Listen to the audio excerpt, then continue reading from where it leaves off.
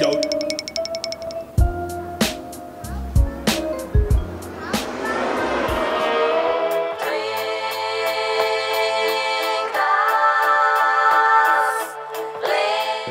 Clic, des clics du groupe Face Cachée. Mon équé c'est le maigre. Ça se voit peut-être pas comme ça mais voilà. Moi c'est Volodia, MC au sein du groupe Face Cachée. Je suis le chevelu, grosse anecdote et grosse exclu quoi. Salut, moi c'est Chico, toujours MC au sein du groupe Face Cachée. L'anecdote c'est que j'ai pleuré à notre dernier concert. Moment câlin, voilà. Moment tendresse, moment doudou. Voilà. C'est pas le public qui pleure, c'est nous qui pleurons sur ça.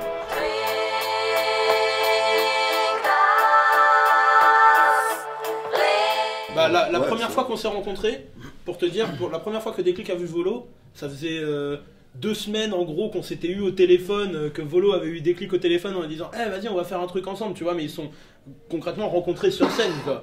Donc vraiment c'était, et c'est pour ça c'est la date clé un peu du groupe pour nous, on dit c'est le 8 septembre 2007.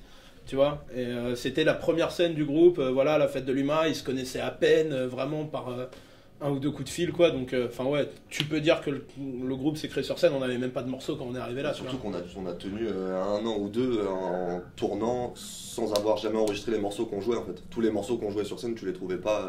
Okay, ouais. Tu vois, on a tourné avec des musiciens pendant 1 an où on a fait le tremplin Mergenza, tous ces morceaux tu les retrouves pas parce qu'on les a jamais enregistrés en fait. Jamais. Non, parce qu'on était focus sur ce truc de scène dès le début sans vraiment savoir pourquoi, hein, mais c'était pas calculé, mais c'était que voilà, on prenait d'opportunité en opportunité, et au final, à un moment, on s'est retrouvé en mode ouais, faut faire du studio aussi, parce qu'on avait un peu laissé de côté ce truc-là, quoi. Et donc on s'est remis après à faire du studio pour rattraper un peu le... Si on fait du studio, c'est pour aller sur scène derrière. Voilà, mais nous, c'est vrai qu'on a plus commencé par de la scène que du studio, je sais.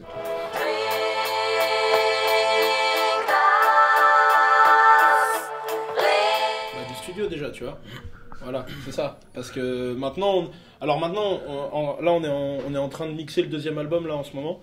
On a appris avec le mec qui réalise l'album, c'est Blanca, qui vient de la fine équipe et des Jukebox Champions, et c'est un mec très sérieux en studio, le mec il sait vraiment ce qu'il fait quoi, tu vois. Du coup, nous, je sens qu'avec l'enregistrement du 2e album et la manière dont on le bosse, tu vois, on a appris des trucs sur le studio et on apprend de plus en plus à, tu vois, traîner en studio, machin, essayer des choses, des effets, des trucs. Tu vois, c'est ça qui nous manque beaucoup. Et puis la scène toujours, là on sort d'une résidence de 3 jours avec Vislo. Voilà, le mec te met face à un miroir et tu te rends compte que tu peux avoir fait 200 concerts qui se sont bien passés. C'est pas pour autant que t'es un mec super chaud, tu vois. C'est à ce moment-là, le mec te confronte devant tes problèmes, tu vois. Moi je me suis rendu compte que je fermais les yeux, tu vois, des choses comme ça. Tu vois, il y a toujours plein de choses à travailler quoi, du côté de la scène. Et puis après, quand nos mouvements de scène finis, ce sera les lumières. Après, ce sera, tu vois. C'est jamais fini. C'est jamais fini. C'est toujours un truc à bosser, il faut aller plus loin. C'est ça qui est cool. Ouais.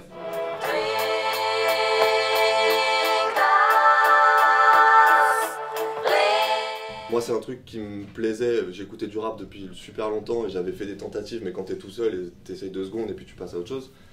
Et le fait de voir que Chico le faisait, ça m'a motivé. Et je me suis dit, ouais, on peut le faire, on peut se pousser et faire le truc. Donc moi, typiquement, c'est ça. Et c'est arrivé à 15-16 ans, tu vois. Ok. Voilà. Pas si tard, en fait. Non, mais t'en as plein. Les générations d'avant commençaient plus tôt. J'ai l'impression que notre génération, il y en a plein qui commencent à cet âge-là, 15-16 ans. Mais les générations d'avant, tu vois, des mecs comme Kerry James, tout ça, eux, ils commençaient pas à 16 ans, tu vois. C'était des mecs... voilà. Ouais. Bah, moi, pour ma part, j'écrivais déjà un peu avant. Mais par contre, pas du tout, toutes les techniques rap d'écriture, c'est eux qui me les ont appris. Du coup, tout ce qui est mesure, voilà, rapper sur la caisse claire, les machins. C'est vraiment une discipline aussi quoi. Moi avant, j'écrivais n'importe quoi et puis tu faisais des chansons. Ouais, voilà, c'est ça. Marcher, C'est des chansons. Ouais. Même dans le rap, c'est des chansons. Ouais, mais après, avec des techniques il y a différentes. voilà des méthodes voilà, que les gars m'ont appris.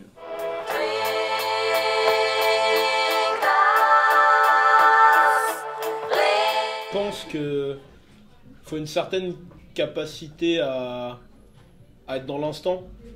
Tu vois ce que je veux dire? Enfin, je sais pas, tu vois, mais c'est bizarre parce que des fois on vit tellement des trucs de ouf qui sont contrebalancés par des trucs tellement merdiques. Genre le jour d'après, tu sais, tu fais un concert, hop, c'est complet, le lendemain, tac, t'as une galère au studio, je sais pas quoi, et puis après, la semaine d'après, hop, on va à un concert, j'ai pleuré, mais le lendemain, tu vois, la répète s'est mal passée, ou des choses comme ça. Enfin, tu vois, tu sais, Je sais pas, c'est très fluctuant comme style de vie, donc du coup, faut essayer de garder un peu les pieds sur terre.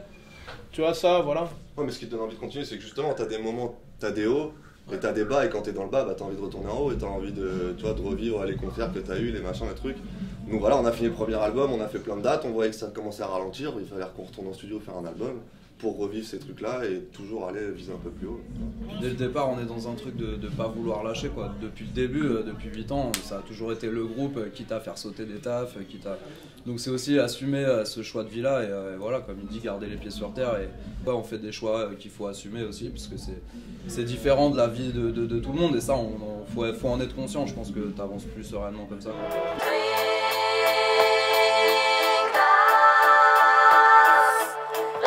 En fait, aussi vrai qu'on a commencé sans se dire tiens on veut faire un groupe pour aller jouer à l'Olympia, on n'avait pas d'ambition comme ça, mais on s'est jamais, tu sais, on a toujours avancé naturellement sans se dire là on va s'arrêter ou là on va continuer pour. Ouais. Tu sais, je sais pas, c'est un truc où. C'est à l'instinct, quoi.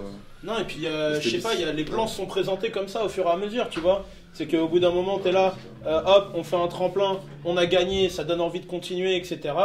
Après, il faut refaire du studio, vas-y, on va faire une mixtape. Ok, on fait la mixtape, ça veut dire quoi? Ça veut dire on fait un clip. C'était à l'époque où tout le monde commençait à faire des clips et tout, on fait un clip. Ça commence à tourner, les gens ils t'en demandent 2, 3, un concert, 2, 3. Tu vois, et puis après tu continues comme ça, on se dit ah on va faire un album, il y a des gars ils sont tombés sur les maquettes, ils ont écouté, un label, tac, boum. Là on est parti en tournée avec eux, tu vois, et là maintenant deuxième album, et voilà, en fait c'est juste qu'on avance dans le queutru, tu vois, et petit à petit, voilà, on est passé de la période où on bossait, on faisait du rap à côté, on a mi-bossé, mi-fait du rap, fait du rap, bossé un petit peu pour essayer de gagner un peu d'oseille, et là maintenant on est vraiment dans le truc où on commence à vivre de notre musique, tu vois. Et voilà, c'est vraiment tout doux, il n'y a pas eu un moment où tu sais, tout a basculé ou quoi que ce soit. Ouais, tout se fait naturellement. C'est les personnes qui nous entourent aussi qui sont importantes, qui ont fait la différence aussi, hein. Pour nous, on avançait nous-mêmes tous les trois avec soit un DJ ou avec un groupe, tout un backing band derrière. Après, c'est vraiment voilà, des gens comme notre manager Louis ou Simple au son. Enfin voilà, c'est toute une équipe autour qui nous permet d'avancer. Ça, c'est vrai aussi, vraiment, parce que tu vois, on a avancé à partir du moment où le groupe a commencé à se structurer. Tu vois, parce qu'on a été longtemps tous les trois. Enfin voilà, le groupe, ok, musicalement et tout, ça c'est une chose, tu vois. Mais nous, à un moment, on a été tous les trois. On a eu plusieurs DJ. On a trouvé notre bon DJ. Et là, tout de suite, ah, ok, d'accord. Là, on est bien, tu vois. 4. Hop, il y a le claviériste, 5. Le manager, 6. Un ingé son fixe, 7. On a commencé à avoir un lighteux, tu vois. Donc c'est petit à petit. Le label, tu vois, on se structure, machin. Et plus il y a de. Tu vois, nous, on est le noyau. Et plus il y a de gens qui s'agglutinent autour de nous, plus le truc grandit, quoi. Ah, mais doucement. Ça fait un fruit. Et ça fait un petit fruit. Voilà, tu vois. C'est tout doux, c'est tout moelleux.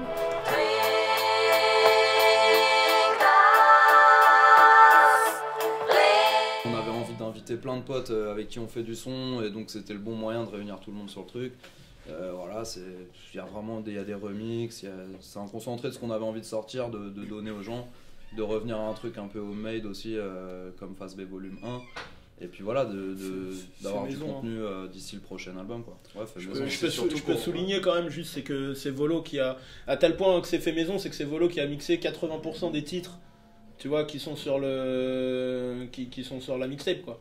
Donc voilà, ça c'est un projet qui nous appartient à nous, quoi, complètement ça. Après, même au-delà de lâcher du son gratuitement, c'était aussi, on ressortait de 1 an de Boule à Facettes où on était sur scène et qu'aussi il fallait retourner en studio comme on l'avait dit.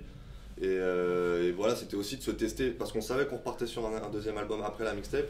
Et l'idée c'était de faire du son sans calculer vraiment et de balancer comme ça ce qu'on avait pour être dans des meilleures conditions pour créer l'album ensuite et tu vois, avoir bien vidé son sac. Ouais, du coup, mais c'est quoi pour vous la différence d'approche quand pour une mixtape comme celle-là? Déjà par exemple, tu peux te permettre d'inviter tous tes potes. Tu vois, parce que voilà, il y a 24 titres, c'est parce qu'on a aujourd'hui, bon voilà, on a un groupe qui on a un peu tourné, à Paris aussi, on connaît un peu le noyau du rap underground et tout, donc on commence à avoir plusieurs potos avec qui on a envie de faire du son. Bien entendu, tu vas pas te retrouver à faire un album qui fait 25 titres avec tous tes potes, tu vois. Ça rime à rien, la mixtape c'est un bon prétexte pour ça. D'inviter tous les potos, de faire des thématiques. Tu vois, par exemple, beaucoup de respect à Yoshi, à Scars, tu vois, le morceau Diplomatico, je suis pas sûr qu'on aurait fait un morceau comme ça sur le Nyankol, tu vois, sur l'alcool comme ça dans l'album.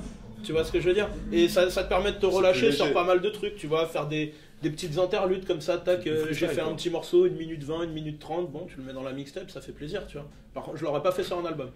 L'album, c'est un truc vachement cadré, tu sais, il y a un Voilà. axe de la première chanson à la dernière chanson, c'est quand même assez sciencé.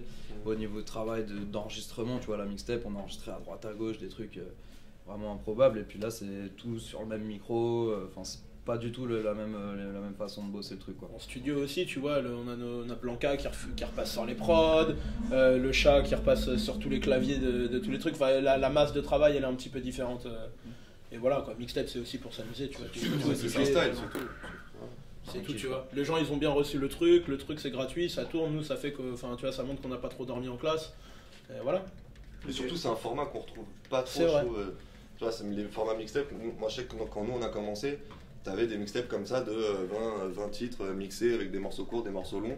Et ça se fait plus beaucoup, maintenant t'es dans l'ère du EP, des formats courts et tout. Et voilà, nous on avait fait Phase B volume 1, mais il n'y avait pas beaucoup de scratch, les sons n'étaient pas mixés entre eux, c'était vraiment des morceaux mis bout à bout. Et pour le 2, on voulait vraiment montrer aux gens ce que c'était une mixtape, comme nous on l'a connu tu vois, quand on avait 14, 15.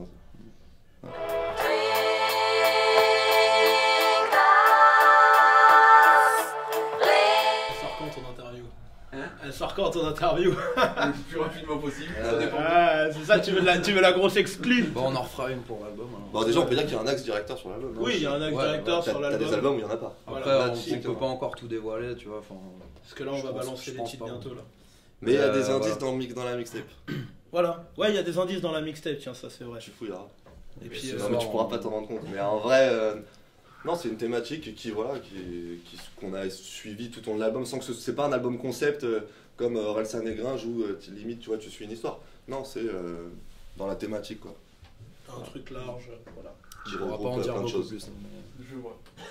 Mais en tout cas, voilà, si, ce qu'on peut dire, c'est que c'est réalisé par Blanca, De la du coup de la fine équipe et de Jukebox Champions, que dessus il y a des featuring français et américains, qu'il y a plusieurs beatmakers, que, enfin voilà, c'est chaud, c'est chaud, Ouais, c'est c'est bien, qu'on est c'est- content de c'est ce bien qu'on a mixé. fait. content, surtout. Hein Ouais, On est ça, content je peux de le ce dire. qu'on a fait. On est content de ce qu'on a fait, Donc c'est cool. C'est l'essentiel. C'est Voilà. l'essentiel. Voilà. tu vois. Après, il y a la tournée qui va avec aussi à partir de fin février. Du coup, on repart partout, en France, en Belgique, peut-être en Suisse.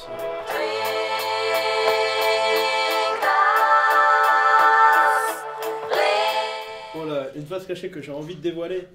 Non, mais je sais pas si les gens sont prêts à la recevoir. Non, toi, non. Je veux pas savoir de quoi tu parles, non. J'adore les trucs avec des la cire et des bougies Une face cachée qu'on fait des sur les tétons. Volo, t'as quoi toi? Si, j'aime bien cuisiner. Voilà, comme ça, si les gens veulent savoir. Tu vois, je leur paye une bouffe. Moi j'ai fait de la figuration donc tu peux me voir dans des déguisements bizarres dans certains films chelous. Des vrais. Ça c'est une vraie face cachée ça. Ah, des vrais pas. Quel film? Ah je peux pas. Ah, si, Je veux pas. avec lui, Ah, non. Alors attends, je te avec donne deux Louis indices. Bourgoin. Ah, avec Louis Bourgoin. Une scène de sexe mec. Oh là là, Demandez-lui. énervé. On cherchera ça. Non non mais putain merde. Si Toi, ce qu'est-ce que truc t'as ça. fait, toi? Non, je sais pas. T'as Si, fait de je- figure aussi. Ouais, j'ai fait de la figure aussi. Bon, Ouais, après, on t'as fait fait de la tous figure, mec. des trucs. Quoi. Que j'ai déjà pensé à couper mes cheveux. Assez souvent.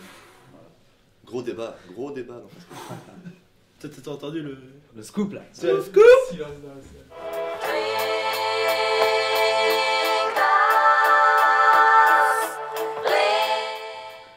Donc c'était pas mal au niveau interview, je vois que tu t'es pas mal renseigné sur mon crew. Bon ça fait plutôt 8 ans que 5, mais c'est pas grave, je vois que le son est bien capté, donc ça sort dans les enceintes. Et tu sais que je fais du son, comme à l'usine. Chico sur le microphone en improvisation, t'as halluciné. C'est tellement bien filmé que ça pourrait finir sur Fubis. Mais bon les gars, je suis désolé, on est sur Cultive. On va se cacher le gros, le maigre et le chevelu.